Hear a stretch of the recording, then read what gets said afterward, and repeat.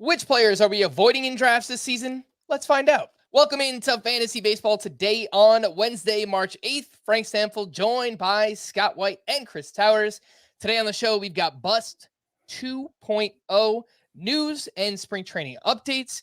But for now, let's talk about the man of the hour. We're going to be breaking down Scott's Tout Wars team in depth tomorrow, but it just wrapped up. Draft is over, Scott. What is the rapid reaction? Just the rapid feel right after the draft ends. It's surprisingly even keel, I guess. Usually, I don't know how many years I've done Tout Wars now. This is like my 6th maybe.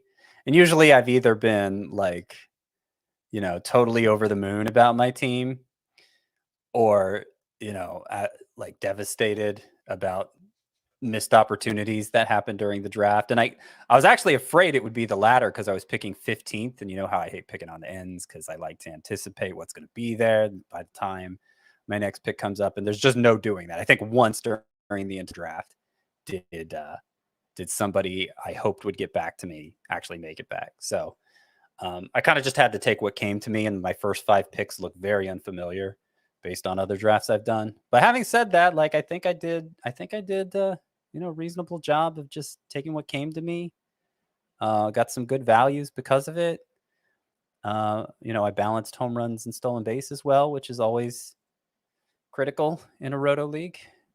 Pitching looks deeper than it usually does for me in a 15-team league. So yeah, I feel pretty good about it. I feel pretty good about it too, Scott. I like what you did there. And it feels like we are the official Fernando Tatis podcast because Chris has done a Tout Wars draft, wound up with Tatis. Scott has done a Tout Wars draft, wound up with Tatis. My draft is on March 19th. We're going to have to wait until then to find out if I also wind up with Fernando Tatis. You got to get him. You got to keep the streak going. Yeah, that we are the official podcast. Chris, are you hyped for the World Baseball Classic? I know we've got absolutely. I'm watching some honk ball right now. What? Absolutely. That's what baseball is called in Dutch. The major league in the Netherlands is honkbal hoofdklasse, and that is just delightful. I love it. That is awesome. I love the World Baseball Classic because I'm just watching like Yoenis Cespedes batting right now, and like it's a great like remember some guys, especially on the kind of worst teams. The guys that like you didn't realize they're still like Jair Jurgens is going to be pitching for the Netherlands at some point. And like, they've got the other Profar brother on their team. I actually wrote about the World Baseball Classic and just players to watch on CBSSports.com. Japan, man, that is going to be a very fun team. They might have the 3 best players in the world not currently in Major League Baseball. I don't know if you include prospects, if that's true, but like, man, the 3 dudes, Munetaka Murakami, Yoshinobu Yamamoto, and Roki Sasaki are just outrageously good, and I'm really excited to watch those 3. Go check out Chris's article on the site, cbssports.com/fantasy/baseball, World Baseball Classic players to watch. I believe Japan, Dominican Republic, and USA are basically 3-way favorites to win the WBC. Yeah. So obviously all 3 of those teams are stacked. And I did go and place some bets on Puerto Rico to win it all. So let's go, Chris. Let's get it done. Woo! Let's get into Bust 2.0. But first, remind people of the busts we gave out back on January 31st when we did our first iteration of Sleepers, Breakouts, and Busts. Michael Harris, Adolis Garcia, and George Kirby for Scott. Bobby Witt Jr., Tyler Glasnow, and MJ Melendez for Chris. And then Michael Harris, Dylan Cease, and Zach Gallen from me. Scott, let's start with your top 2 busts here. 2 hitters, Jazz Chisholm. The people are not going to like it, Scott. And Starling Marte. What do you got on those 2? Yeah, I mean, the best case for Jazz Chisholm is you probably don't even really need me to make it. It's that, he's been around for 3 seasons now, if you count the shortened 2020 season. When did he come up during that year? Do you remember? He played only 21 games. It was a shortened season. It was 2020. Right. I think it was a 60-game season. He played only 21 games. Did he get hurt or did he come up? I don't remember. But I'll look that up, but I feel like it was an injury. In any case, there were major injuries the past 2 years that limited to 60 games and 124 games respectively. So that's significant lost time. And we haven't seen Jazz Chisholm, in whether you want to say it's 3 chances or 2, play anywhere close to a full year yet. And that's, not a deal breaker necessarily, but because he is one of only 4 second basemen who's perceived to be high end, he often gets pulled into the 4th or sometimes even the 3rd round. I believe his ADP is in the 5th round, which is still pretty high. It's still going ahead of some real stalwarts in fantasy. And so it's just like, what? There will be a year where Jazz Chisholm doesn't get hurt. Maybe he'll have a stretch of a few years where he gets hurt, but I'm not ready to assume he's going to stay healthy, given that he's, given the nature of the injuries and the frequency of the injuries, and the cost comes with, I think, more downside than the upside can justify. But like, I would rather have Ozzie Albies straight up, and he's going ahead of Ozzie Albies on average. But if he didn't have the injury concerns, given the way he played last season, he'd probably be being drafted even higher than that. So I don't think it's like he's not being drafted at his ceiling. He was, at least using the Razzball player rater last year, he was the 2nd best player on a per game basis. Yeah. If you do minimum 200 plate appearances, because obviously I'm he only had 241. He doesn't go that far behind Jose Altuve, who was the number 1. Sure. So he kind of is being drafted at a ceiling. I think the best case scenario for Jazz Chisholm is probably better than the best case scenario for Jose Altuve. I think it's big statement there. It obviously depends on health. So I understand what you're saying here, Scott. Limited to 60 games last year was Jazz Chisholm with a stress fracture in his back, torn meniscus in his knee. Now he's being moved to the outfield, center field in particular, where he's going to likely have to do more running. So I don't know that helps him stay healthy, but I don't think he's being drafted at his ceiling, because his ceiling to me is 30-30. And if he's coming off a season where he did that, he's probably a borderline 1st round pick. So, I mean, maybe the 99th percentile outcome is 30-30. He was on pace for it last year. Yeah, like that's right. Even just his 160 games. His 162 game pace for the last 2 seasons combined is 28-31. Do you think he's going to play 162 games this year? No. I think he's less likely than most players. Yeah. No, I mean, you guys are making the upside case, which I think speaks for itself, given how high he goes.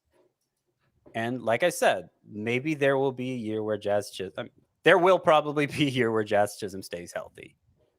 And maybe it'll be even more than 1 year. And maybe it'll be like a Nelson Cruz situation where he starts out injury prone and then suddenly stops being injury prone. But what I'm trying to do with my bust picks is to point out the landmines. Yeah. If you step here, there's a chance your season blows up. And I think at Jazz Chisholm's cost, that's a potential landmine. And to your point, Scott, the ADP on Fantasy Pros is 47.4 for Jazz Chisholm. Last 2 weeks at NFBC, 35.9. So, and I've seen that in a lot of drafts where even in a 12-team league, he could work his way into the back end of the 3rd round, which I can't really get on board with that. I mean, I like him in the 4th because you can get him as your 3rd hitter, and you could also work one pitcher into your roster as well. So you're not really depending on him, but you draft him as like your 2nd hitter. It's a little bit more risky. So, and if by some chance he makes it to round 5, I might even consider taking him at that point. Sort of like there are occasions where I've taken Michael Harris, who you pointed out was in my Bust 1.0, Frank. Yep. But it's, someone is always eager to take him, and it's not me. Starling Marte is the other bust that you have here, Scott, and he's coming off a dual groin surgery this offseason, has yet to make his spring training debut. The only thing with Marte, Scott, is he is sliding down draft boards right now. I got him at the end of the 7th round in a 15-team league in TGFBI. So I don't know how much you factor that into the bust case for him, but it seems like a lot of people are scared off right now. Maybe rightfully so. Again, the way I approach my bust is this is not a do not draft list. It's a proceed with extreme caution list. So there may be an occasion where I take Starling Marte, who's, per game production was still pretty good, but he is 34. He is a consistent injury risk. The last time he played even 140 games was 2018. So, at his age, he's not going to start getting healthier. He's already hurt right now. But, the real nail in the coffin for Starling Marte for me is I'm not even confident if he is healthy, he's going to give me the kind of numbers I'm expecting from him, because being someone who's now in his mid-30s, his percentile rank for sprint speed dropped below 70th percentile last year. It had consistently been 80 or higher, 90 or higher for most of his career, and it was below 70th percentile. His success rate on steals, not so great. He stole only 18 bases in his 118 games, was caught 9 times, so was successful on 2/3 of the time. It's going to get easier to run this year. Maybe the decline in sprint speed was a fluke, but considering the stolen base numbers the drop in stolen bases corresponds to the decline in sprint speed, and he's in an age where it totally makes sense that he'd slow down. I'm not sure. Again, I'm not sure the risk is worth the reward. Even in the scenario you laid out, you're talking about a 15-team league. 7th round pick sounds like a great deal for Starling Marte, but 7th round pick is still the core of your team in a league that deep. And if Starling Marte gives you half a season of un-Starling Marte-like production, it's going to be hard to overcome. So I see that as a potential landmine, in regardless of the format or even really where he's going. I mean, I guess in a shallower league, that like he's going outside round 10 in a shallower league, there's no risk in that. But most of the time, that isn't what happens. The ADP for Starling Marte, according to Fantasy Pros, is 71. Last 2 weeks at the NFBC is 89.1. So people are scared of Starling Marte right now, and maybe for good reason. I'd like to see him play in a spring training game. That hasn't happened yet, but as of now, Starling Marte sliding down draft boards. Chris, your bust here. You've got 2 Braves. Scott, no. Yeah, Scott picked a Marlins, so I'm gonna double up on Braves just to get back at him. Revenge. Not this guy though, right? This is not old Acuna. Oh no, well I hope. That's what I wrote in my bust column is like, what? Look, I've got nothing against the Atlanta Braves. I mean, they are probably the Marlins' biggest rival historically, although that's, it's like an ant has no quarrel with a boot kind of thing. But yeah, either way, I've got nothing against the Atlanta Braves.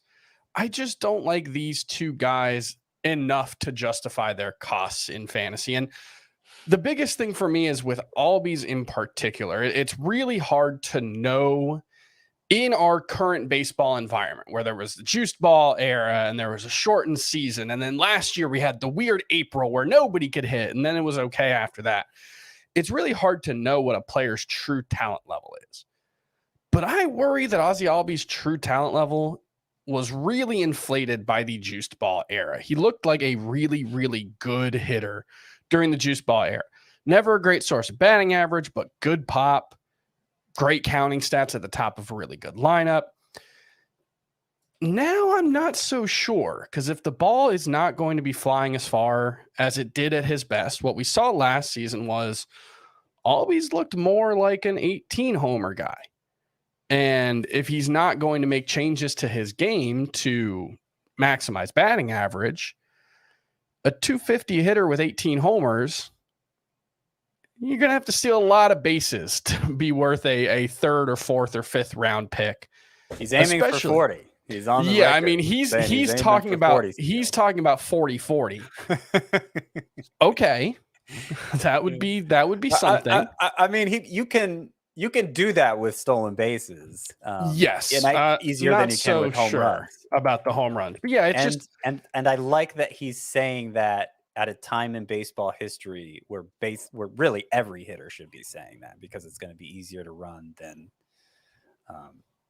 any of us can remember. He's been mostly an okay source of steals, not necessarily a great one throughout his career. Only 3 last season. I think we can give him the benefit of doubt on that one. 20 is his career high, had 15 and 14 and 158 and 160 games in 2018 and 2019. So, let's say he's an 18 homer, 22 steal guy who hits 255. I mean, that's a pretty good player, but it's certainly not a special one. And I just worry with the quality of contact metrics that he sports, 87.1 mile per hour average exit velocity, 5.4% barrel rate last season, expected WOBA 297. I think there's a decent chance that Ozzie Albies is just like an average hitter in an environment or at a price where you need a lot more than average to justify his price. I think he's probably a like relatively high floor player. He's going to play every day. There's no risk of playing time. The injuries last season probably won't linger, but I worry he's not that special of a player. You laid out a case for like a pessimistic case of him being a 2020 second baseman. Mm-hmm. I mean, his ADP is round 5. The line you laid out, 255 batting average. Jazz Chisholm might do that in 70 games. Like, isn't that basically Marcus Semien, who goes earlier than Ozzie Albies? Marcus Semien, he went 25-25 last year. Last year, but it's not like you can pencil him in for those numbers every year. I mean, it's not far off. This is the thing. So this is the thing is you can kind of do that either way because like, and obviously there's a chance Andrews, that Ozzie Albies dramatically outperforms that because we've seen him be a 30 homer guy before. We've seen him hit but 290 we're pretty before. sure he's not a 30 homer guy. Yeah, pretty sure in this environment. Like we don't. But okay, I mean, I get what you're saying, and I've had those reservations with Ozzie Albies too because I mean, for the period he was healthy last season, he seemed like somebody who got crushed by the switch in baseballs, but it was also the time of year where everybody was getting crushed. Right, so we that's haven't part really of the problem. seen it play out for Ozzie Albies yet. And although he was actually better in April than May, for what it's worth. Yeah, but like you can kind of do the like, is that May was pretty cold too. But like you can do the like, is that different from Marcus Semien thing in the opposite direction, and say it's not that different from Elvis Andrews, who had 17 and 18 last season.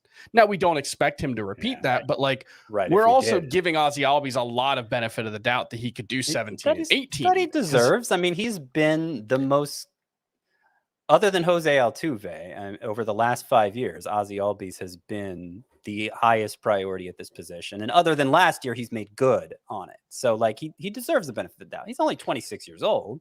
I think he deserves the benefit of the doubt to a certain extent. I just think his swing was very, very well suited to the juiced ball era.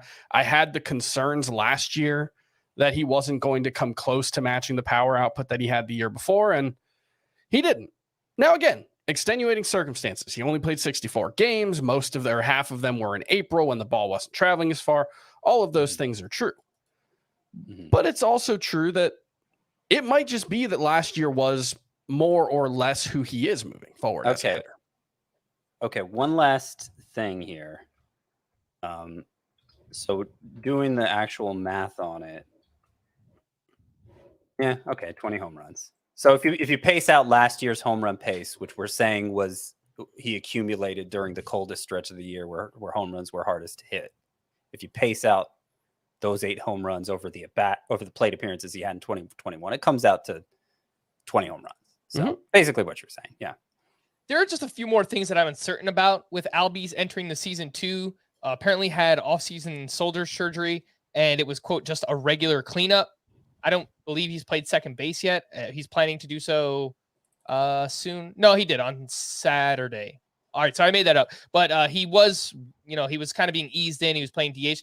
We don't know exactly where he's going to bat in the lineup either. I mean, he has been much better against left-handed pitching so far in his career.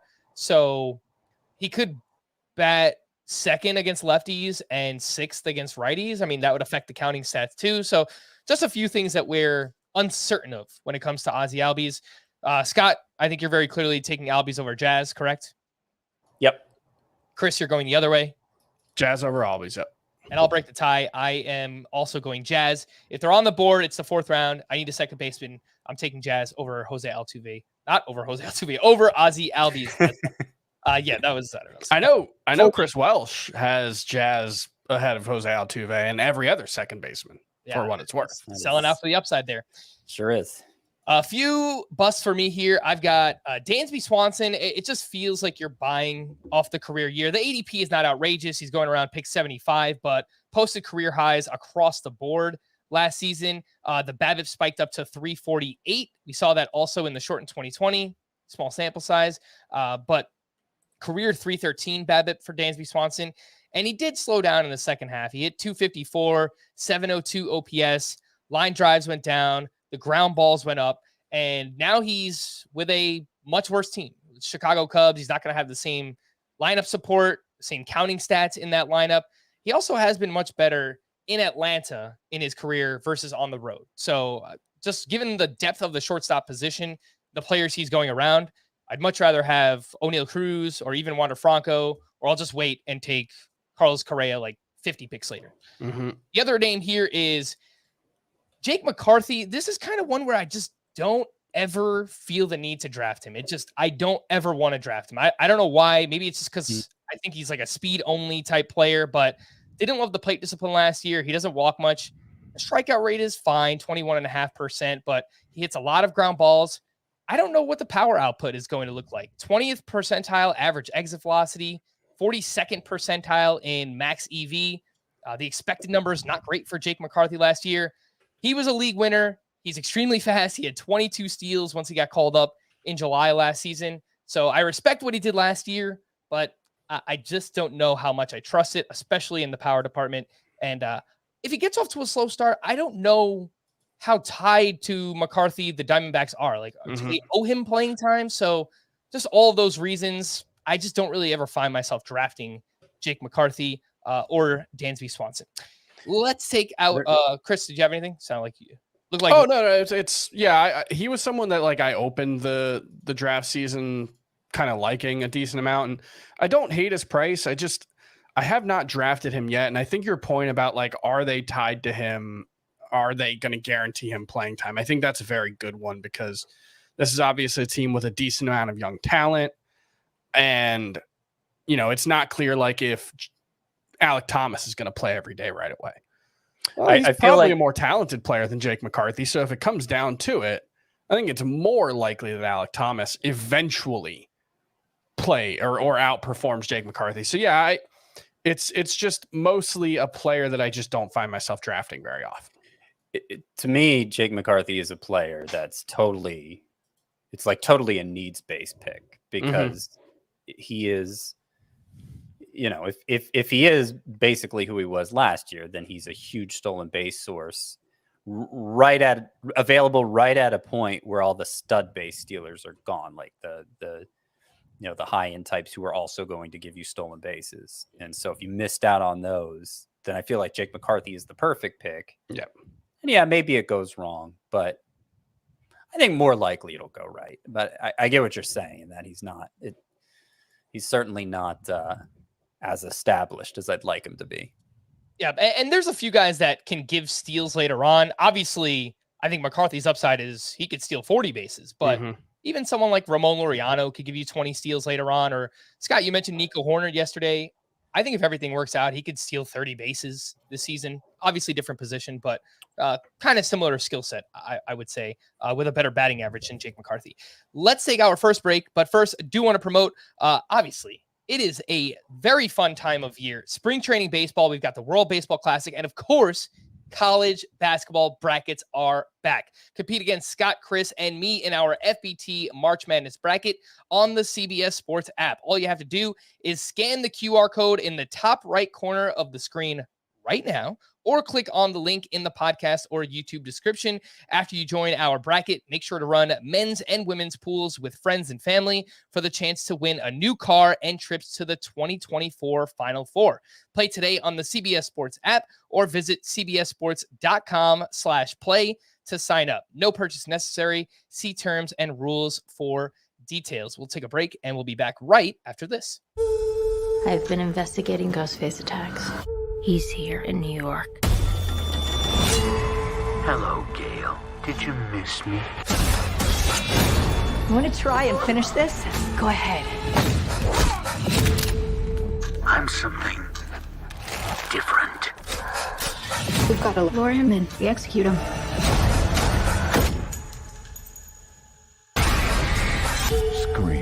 only in theaters March 10th. Welcome back into Fantasy Baseball. Today, let's get to some news and notes because the YouTube commenters want the news and notes earlier in the podcast. And look, if there's big news, I'll talk about it. But to be honest, there's not really anything that's crazy going on right now. So for the meantime, we'll probably stick it in the middle of the podcast. And we'll start off with Phillies manager Rob Thompson, who has no updates on Andrew Painter's elbow. Kind of feels like they're either keeping the results to themselves or seeking second opinions. Either way, doesn't feel great about I don't feel great about Andrew Painter's elbow right now. I don't either, but I will mention, since it's coming up, that I did take him in Tout Wars, the 27th round of a 15-team league. Because like we always say, up that late, it's not even really worth considering the downside. Like, what if Andrew Painter just has a minor elbow issue and they call him up? He's on track to come up May 1st. I'll be glad. I got him for basically nothing.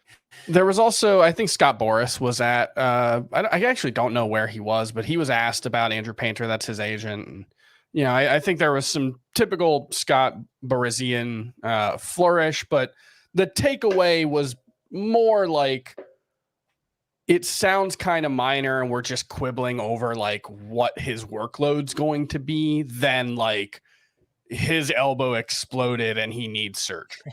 It sounds like it's more like the Phillies think it's minor and want him to start pitching, and Boras is trying to slow roll it a little bit. That was just my read on it anyway. And also, Scott, I think knowing your league is very smart and something everyone should do in fantasy baseball leagues, because Tout Wars, you have unlimited IL spots. So you drafted Andrew Painter, you drafted Trevor Story, your second to last round pick. You've got Lance McCullers on your team. Alex Kirilloff, you'll probably have to put there pretty soon as well. So. Hey, that's not what the Twins are saying. But unlimited IL spots, so I understand why you took the shot on those guys late in your draft. Joe Musgrove has been lying in a hyperbaric chamber every day in an attempt to recover more quickly from his fractured big toe. Apparently, it's a pressurized chamber that helps create stem cells to promote healing. Okay. Juan Soto ran in Padres camp Tuesday and said he feels 100% healthy. Sounds like the calf is all right. Okay. Vladimir Guerrero could be ready to hit in the batting cage by this weekend. He continues to receive treatment on his sore right knee. One day after saying Yordan Alvarez would swing a bat this weekend, they are now saying he will swing a bat by next week, or he's hoping to do so. Guys, at what point are we actually worried about this? Yordan Alvarez dealt with hand soreness in both of his hands last year. He went on the IL. He had a brutal August as a result of this injury. He did return in September. He looked great, was awesome in the postseason as well. But you would think an entire offseason, this wouldn't kind of be lingering this late into spring training. At what point are we actually worried sliding this guy down the rankings? I mean, if you're drafting tomorrow and you have to make a decision, I think it's perfectly reasonable to pass on Yordan Alvarez and take Juan Soto or I've moved Juan Soto ahead. Or Kyle Tucker ahead. And maybe, Shohei Ohtani. I mean, at least in categories leagues, I think I still have Alvarez ahead in points. But because, we have seen this injury now linger. And we've seen, look, he played every game last season, but let's not forget that this was a guy who at the age of 22 or 23 had surgery on both of his knees. So I think there is some lingering risk, even if this wasn't an issue. So yeah, I think when you're splitting hairs, as you tend to do when you're talking about first rounders, I think it's okay to drop him closer to Mike Trout than, Juan Soto at this point. But if you're talking end of round one, I'm not passing him over until we get to the final weekend of spring training and he's still not hitting. If the Astros are holding to the same line, he'll be fine for opening day. It doesn't take that long for a hitter to get ready for opening day. Sticking with the Astros, Lance McCullers has yet to resume throwing. He's been shut down for 3 weeks with a right forearm strain. Kyle Wright threw a bullpen session Tuesday and is scheduled for live batting practice on Friday. If all goes well, he could pitch in a game next week.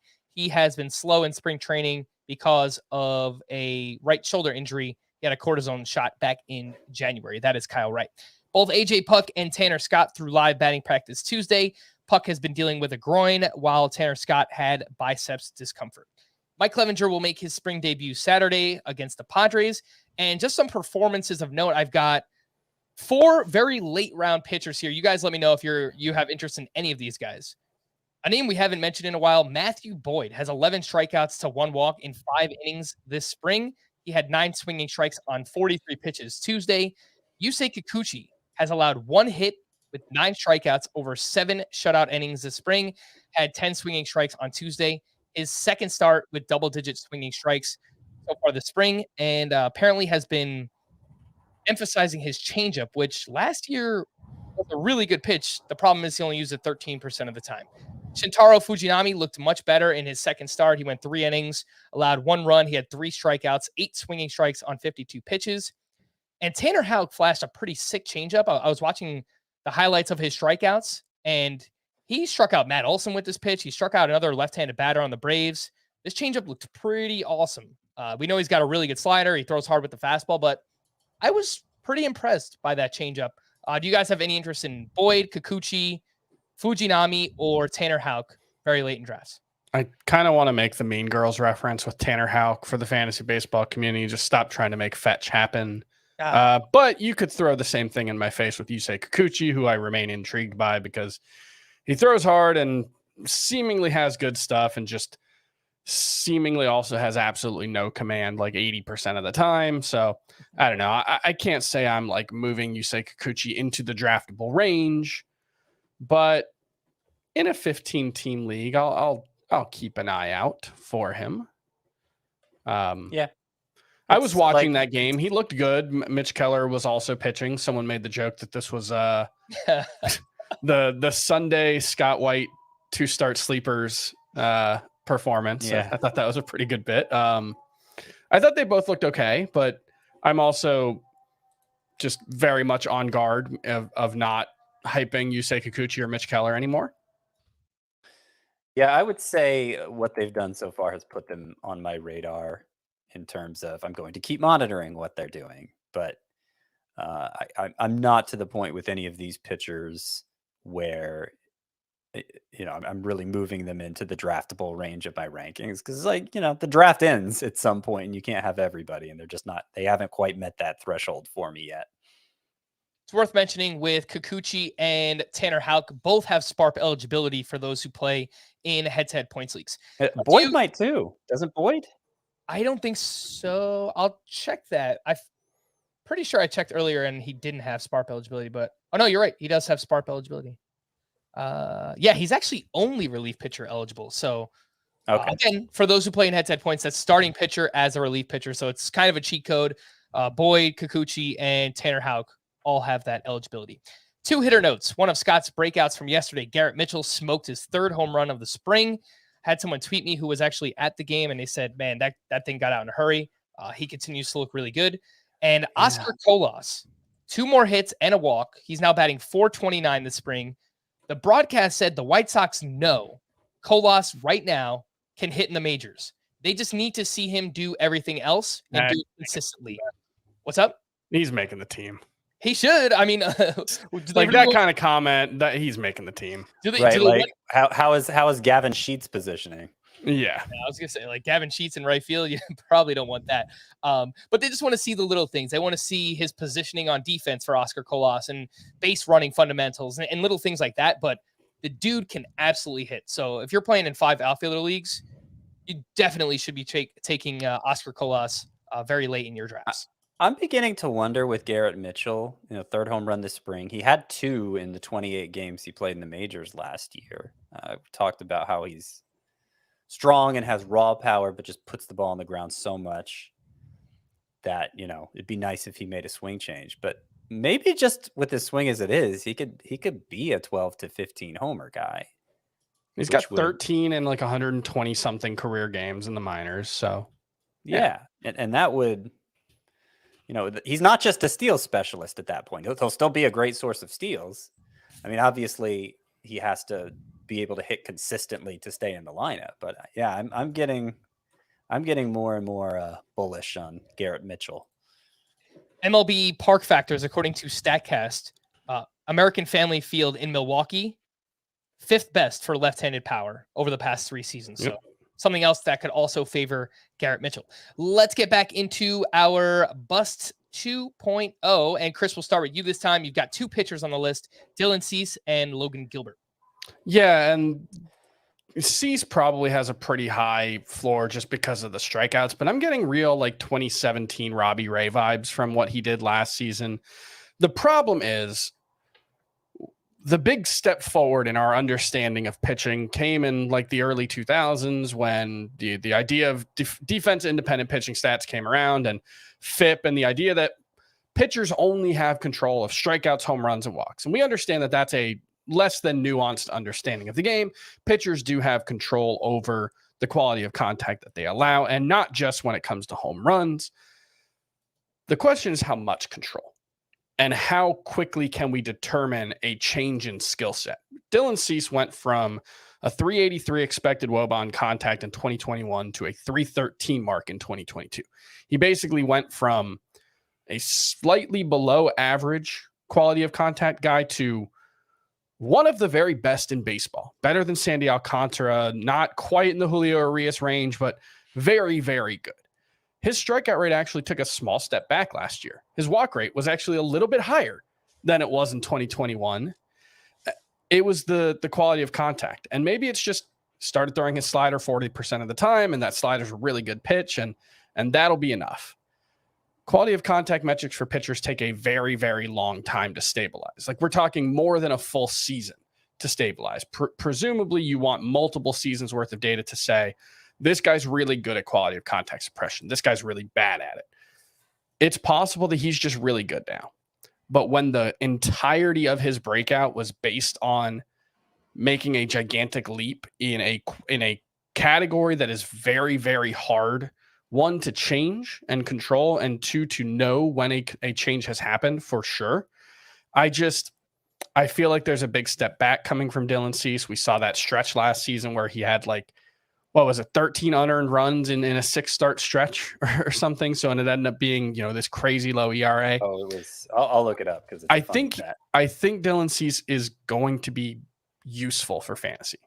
I just think there's a chance we're talking about more like a 3.8 ERA than, he's not repeating the 2.2 ERA that he had last season, but yeah. I think he might go back to his 2021 numbers. Basically. Yeah, I could see the difference between Dylan Cease in 2021 and 2022 is a lot smaller than his overall numbers would make you think.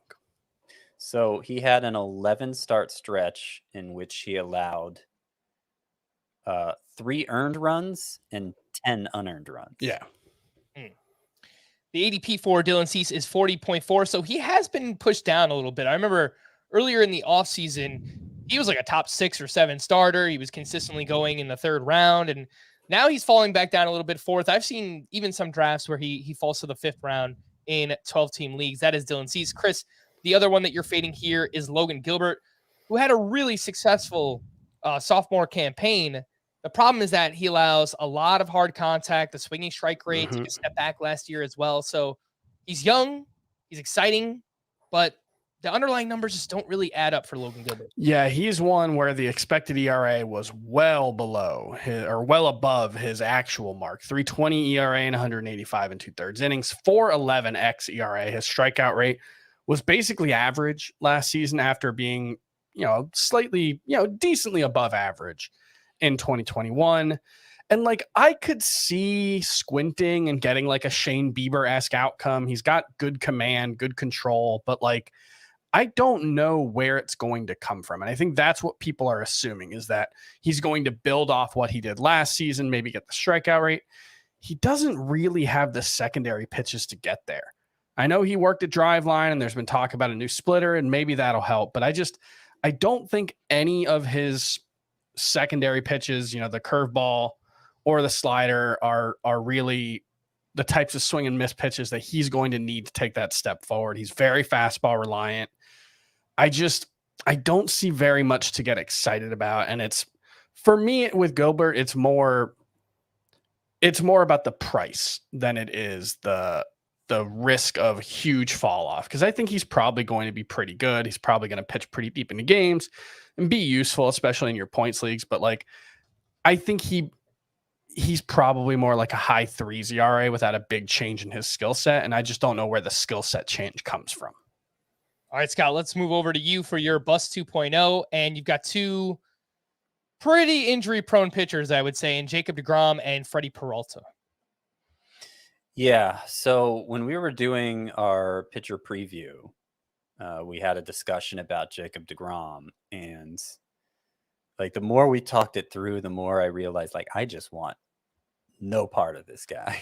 You know, it's just like I expect it to go wrong because, you know, it's easy to be injury agnostic and say, you know, I just want to consider the upside of a player, and because injuries could happen to anybody and it doesn't mean he's going to get injured again. And that's fine to think that in a lot of cases. I think it's reasonable to think that in Jazz Chisholm's case even. But with deGrom, there seems to be a pretty clear reason why he keeps getting injured. So his last two full-length seasons, he won the Cy Young both times. He was the best pitcher in baseball. There was 2018, one with a 170 ERA. 2019, he won with a 243 ERA. Best pitcher in baseball, and was able to hold up over a full season. And then came the 2020 season where he held up because it was only 60 games. And then came the last two seasons where he went 92 innings and 64 and then third innings respectively. Clearly not enough for him to justify his price tag. What happened after 2019, that last Cy Young season, is he went from being just another hard thrower, which was good enough. He was the best pitcher in baseball like that, to one of the very hardest throwers in baseball. His average fastball velocity jumped 2 miles per hour. And it's continued to go up. In 2021, it was up 3 miles per hour from that last Cy Young season. And look, it's made him arguably even more dominant on a per inning basis. His swinging strike rate is unlike that of any other starting pitcher. But it's a rare case of a pitcher who I just wish wouldn't throw so hard. I wish he'd lose a few miles per hour, because he's already proven he doesn't need it. And I think the last couple years, his inability to hold up corresponding to that velocity increase shows that his little body can't take it. Like it's more velocity than it's tearing him apart. Tearing me apart. Exactly. And so, yeah, I just think it's going to keep happening for deGrom. I mean, this was his age 35 season. And I am pretty famously injury agnostic, or at least more injury agnostic than most people. That's less true with pitchers.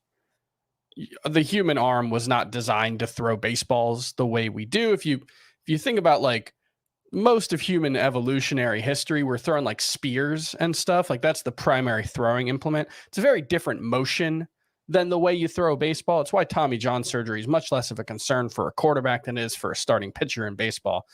It's a really unnatural motion. Throwing at 98 miles an hour, especially doing that 3,000 times a year, increases the risk of that. And so deGrom, it is one of those things where like if he throws 140 innings, he's probably worth whatever you pay for him, right? Like he's so good. And even like the other thing is like, even if he throws 80 innings, it's sort of like having an elite closer on your team. And so I can see the appeal in that. But yeah, but without the saves, which is the most right. Without the saves, which is in terms of the ratios, at least, like he's going to be hugely impactful for your ratios whenever he pitches. He's not someone that I end up drafting because I want the 180. Like my whole pitching strategy is built around the idea of getting one of those guys who can give me the 180 innings of elite ratios, so that I can take those chances later on in my draft. I don't necessarily want to have to draft Miles Michaelis to potentially shore up my innings shortcomings if I take Jacob deGrom. For a 5th or 6th round starting pitcher, and deGrom, like his ADP is actually more like 3rd round. Like you can't you need that volume, or else it's just a wasted pick, even no matter how good he is on an inning per inning basis. I do want to touch on Freddy Peralta real quick, because this isn't one we've talked about a lot. So he's another bust pick of mine. And obviously he was really good in 2021. Maybe he bounces back to that. But the scary thing for me is that, well, it's easy to just look at his disappointing 2022 and say, okay, he missed time with injury. Hopefully he's healthy this year and can be more like 2021. Well, the thing is, even when he was healthy last year, the Brewers coddled the heck out of him. He had 18 appearances last year, Freddy Peralta, 17 of them starts. Of those 18 appearances, do you know how many times he went 6 innings or more? I have it in front of me, Scott. Should I give you the answer? Is 4. That's right. 4 times in those 18 appearances. And by the way, 1, 2, 3, 4, 5, 6, 7, 8, 9 of them, half of them were less than 5. So maybe the efforts to keep him healthy are going to keep him from being an impactful pitcher anyway. I just, even in the range she's going, I find I gravitate towards so many other guys instead.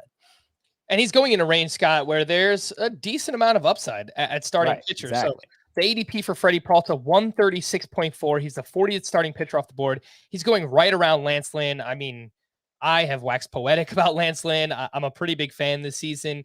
Other good in spring too.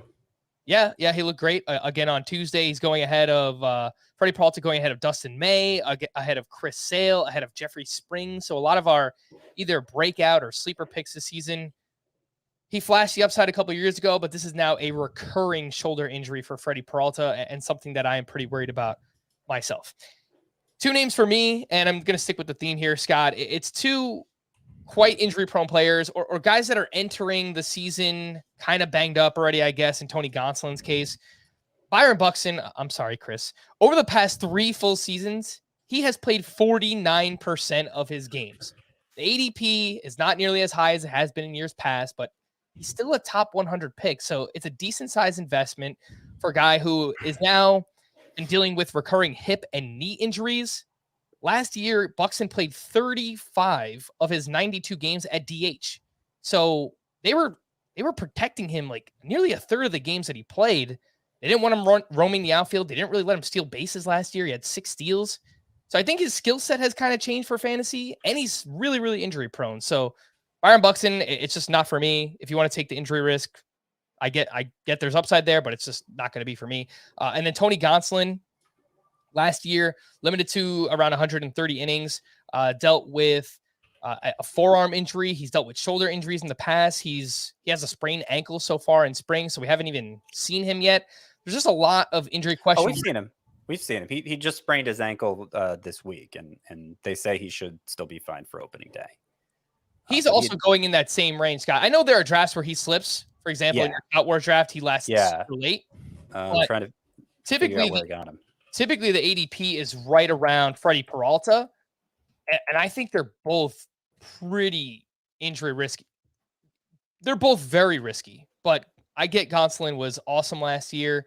I'm not taking anything away from him. He was much better than Freddy Peralta, but the risk for me, I mean, to pass on the upside of, again, like the Dustin Mays or Chris Sales, or I mean, I like Lazaro more than him. Jeffrey. Oh, yeah. No, I agree with that. I do want to say, if it, like, going by his ADP, I have no problem calling Tony Gonsolin a bust. But if this ankle injury, which again, it doesn't sound like it's a big deal, he just twisted his ankle a little.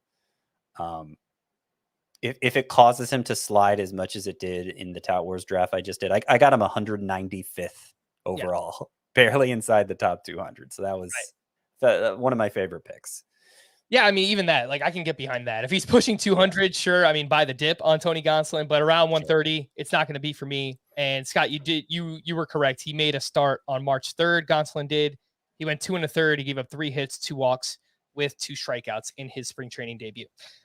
Can I just one quick point? Sure. Because you did personally attack me by listing Byron Buxton as a bust. What's the case for Luis Robert with a 3rd round pick when you're not willing to take a 9th round pick on Byron Buxton or an 8th round pick on Byron Buxton? I mean, I wouldn't use a 3rd round pick on Robert either. Well, you've got him ranked 33rd, I think, 35th, something like that. So I think he's a much, like, he is for sure. He's almost Is he a certainly better going to player? help he's almost certainly going to help in batting average. Sure. And Buxton probably won't and may hurt. So that's one thing. The other thing is we're talking about 2 years of health issues for Robert versus a decade for Buxton. This is a case where I think Luis Robert is being helped by the fact that he wasn't in the majors when he was dealing with a ton of injury issues in the minors. Because remember, he only played that long. Well, right, but he only played 28 games in 2017. He played 50 in 2018. 2019, he played 122. That's the only time he's ever played more than 98 games in a season. Yeah. He's also 4 years younger than Buxton. But Sure. to your point, Chris, I think you can make the bus case for Luis Robert as well. And I probably wouldn't push I don't like him at his ADP either. I got him 75th in Tout Wars. But. This highlights one of my issues with the way we talk collectively, and Frank, I'm not picking on you about Byron Buxton. The way we collectively as a fantasy industry talk about injuries is it's so unscientific, and some guys are a bit injury prone and some guys aren't. And I get it. Byron Buxton never stays healthy. My Twitter mentions never fail to remind me of that every time he gets hurt. Thanks, guys. I think he's worth this price, even if he does get hurt. That's the biggest thing for me. It's just like the way he's played over the past 3 seasons. I really think he's a top 20 player on a per game basis at this point. And so I'm still willing to take the risk, even though I acknowledge there's a lot of risk there. And you could make more of a case for Buxton, obviously in a shallower league. The shallower you are, the better the replacement value will be. You don't get a 0 when Buxton goes out. You're going to replace him with either someone on your bench or someone on your waiver wire. So if you play in a 12-team points league, the waiver wire is very fruitful. All right, maybe you're more willing to take a risk-reward type player like Byron Buxton. But I mean, if we're playing in a 5 outfielder league, even 12-team league, or a 15-team 5 outfielder league, a top 100 pick on Byron Buxton, I mean, it is big time risk. And at that point, I'm not sure if the reward is worth it because the replacement is going to be very, very bad. Let's take one more break and we'll be back right after this. Welcome to the UEFA Europa League on Paramount Plus. What a night! Your home for more ultra-competitive, world-class soccer. Where Europe's elite and soccer's Cinderellas pump out that one-of-a-kind white-knuckle excitement that grows with every cut, every cross, and each and every... The UEFA Europa League. Stream every match live exclusively on Paramount Plus. Let's wrap up with a few more bust picks for this upcoming season. Scott, we'll start off with you. The last remaining names, I don't have any type of theme or anything that brings them together, but they are CJ Crone and Ryan Helsley. Okay, so let's start with Helsley, who was he technically the #1 reliever by the CBS Roto Formula last year?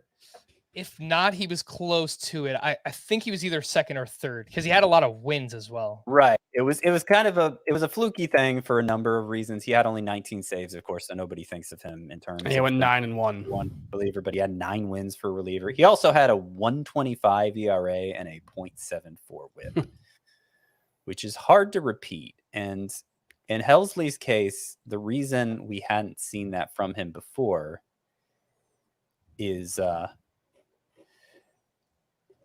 because he started throwing even harder.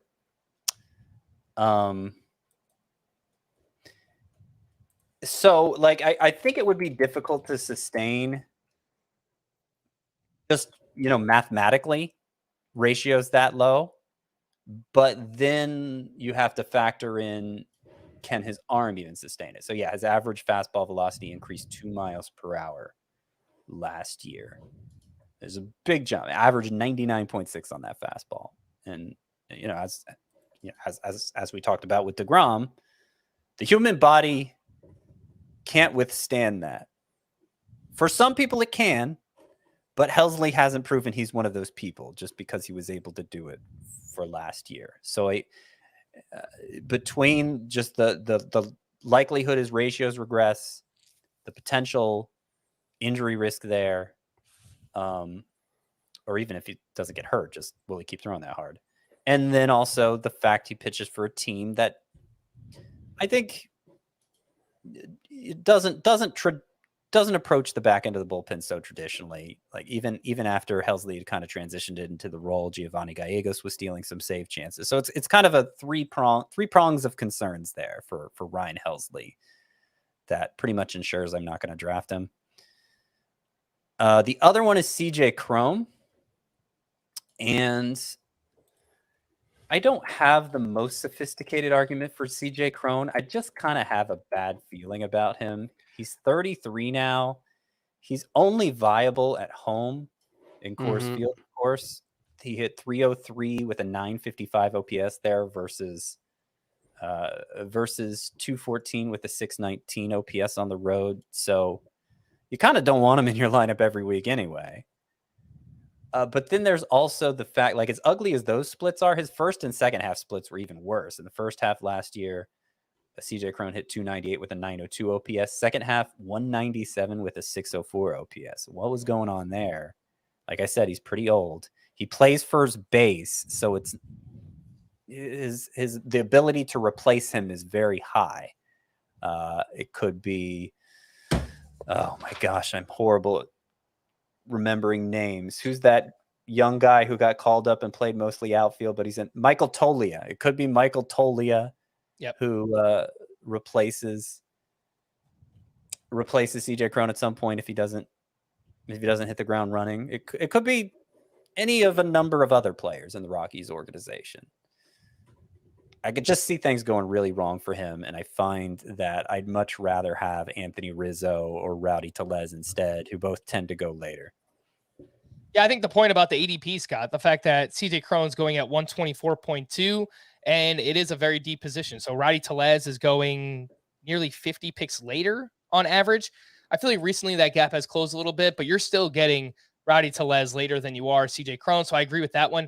Ryan Helsley, not only does he need to maintain the velocity gains from year over year from 21 to 22, the walk rate prior to 2022, 4.4 walks per nine. Last year, it was 2.78.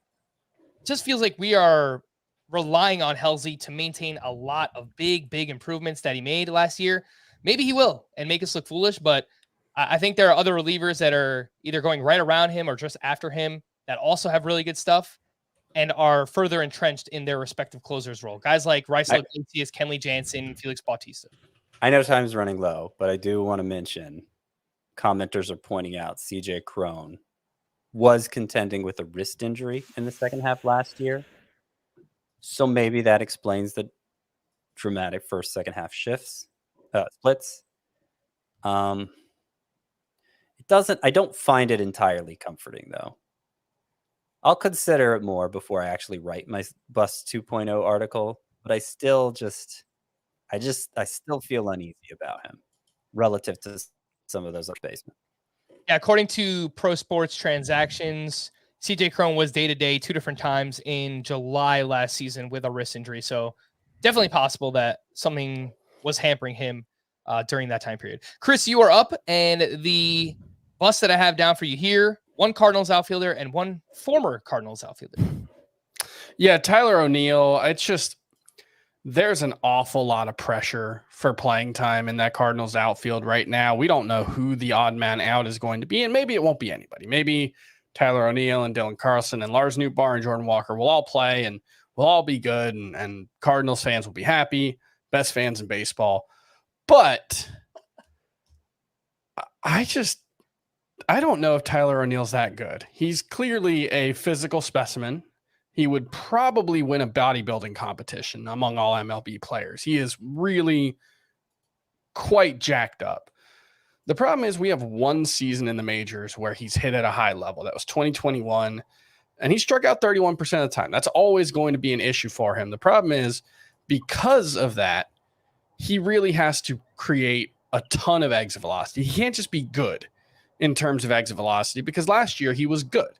He was like 64th percentile max exit velo, 66th in average exit velo. And you add it all up, and he wasn't a particularly good player because he struck out 27% of the time. That was actually an improved strikeout rate for him, by the way. I can see a scenario, and it's not particularly hard to imagine because we saw it a little bit last year, where if he's just not all that good, he starts losing playing time. And not only do you have to contend with the fact that, yeah, he just might not be all that good, but he might also not be that good while not playing every day. If the Cardinals, if Lars Nootbaar's as good as we think and Jordan Walker's as good as we think. So I don't know. This is one where there are a lot of paths that every given player can take, and a lot of Tyler O'Neill's end up with him being a pretty big disappointment as a top 100 pick, because that's still where he's going. So yeah, I can't justify the price. And then I went on Twitter yesterday because I was writing my bus column, and I just asked people, like, who's the one player who just, like, it's not about price, you just have no interest in drafting them, and Harrison Bader's that for me. I don't see the appeal whatsoever. He stole a bunch of bases when he was with the Cardinals last year. He stopped stealing bases when he was with the Yankees. I think he had 2 in 36 games, I think, including the playoffs. He did hit a bunch of home runs in the playoffs. His quality of contact metrics are dreadful. Some of the worst for a legitimate major league player that you'll see. 83 mile per hour average exit velocity, I think, last season.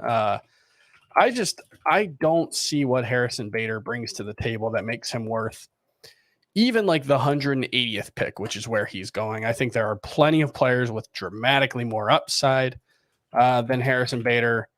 He's someone who never comes up on my queue. He goes. Yeah, that's a player I struggle to rank, Harrison Bader, because it's but he's going to be drafted. So where do I put him in the rankings? Yeah, you might get, if he plays the whole season. Yeah, if he plays the whole season, he's probably going to get 15 and 15 because he's done that before. It's just God, the path there is just going to be, actually, he's never done 15 and 15. He's done 15 and 15 in separate seasons. He's traded off skill sets, Chris. It's 1 year he's been better as a home run hitter. 1 year he's been better as a base stealer. He's never just actually put it together. Yeah, and he also dealt with the plantar fasciitis injury last year. That's the kind of thing that can linger. I think there was talk of him needing surgery at one point. He ended up not having it. He is a player that, even at a cheap price, I just don't see much point in. I'd rather, if we're talking late round outfielders, I'd rather take the flyer on Alec Thomas figuring it out than Harrison Bader. I think even Harold Ramirez, Joey Gallo, I'd rather take a flyer on. There's a lot of guys. Oscar Colas is cheaper than him. Alex Kirilloff. Yeah, no thank you. Gosh, Joey Gallo, Chris. We just got to cool it, man. What are we doing here? Joey Gallo. Jake Fraley. I would rather take a flyer on Jake Fraley than Harrison Bader. Oh, Jake Fraley. I love Jake Fraley. Jorge Soler, Estuary Ruiz at least has more stolen base upside. Jesse Winker, Trey Mancini, a lot of guys. Brian De La Cruz, a lot of guys are cheap. Ramon Laureano, a lot of guys are cheaper than Harrison Bader, who I'd rather have. That last one is the one. Ramon Laureano and Harrison Bader, I think, have very similar skill sets. Laureano is going 70 picks later on in terms of ADP. So Laureano's done it. He had a 24 homer, 13 steal season. Yeah, it was 2019. Yeah, it was a while ago. Yeah, it was. Harrison Bader was active in 2019, but Harrison Bader was active in 2019 and wasn't that good. Yeah. I'll quickly wrap up with 2 more busts for me. Chris, yesterday you mentioned you can make the breakout and bust case for both Hunter Green, and I am now going to make that bust case for him. He is someone who is a fly ball pitcher and an extreme one, 48.5% fly ball rate in the worst ballpark in baseball to be a fly ball pitcher, in Great American Ballpark in Cincinnati. Not only that, these aren't lazy fly balls like the Christian Javier fly balls. Mm-hmm. We're talking 18th percentile average exit velocity, 30th percentile in hard hit rate. So I get Hunter Green is fun to watch, 100 mile per hour fastball, wipeout slider. But when he gets hit, he has these blow up starts, or at least he did last year. He could improve in his second season, but I'm still pretty skeptical in that ballpark that he pitches in. And the other one for me is another reliever. It's Camilo Doval. Just between the walk rate, he has a, let's see here, 3.7 walks per 9 in his career. It actually was hovering around 4 walks per 9 last year. and the strikeout rate took a step back.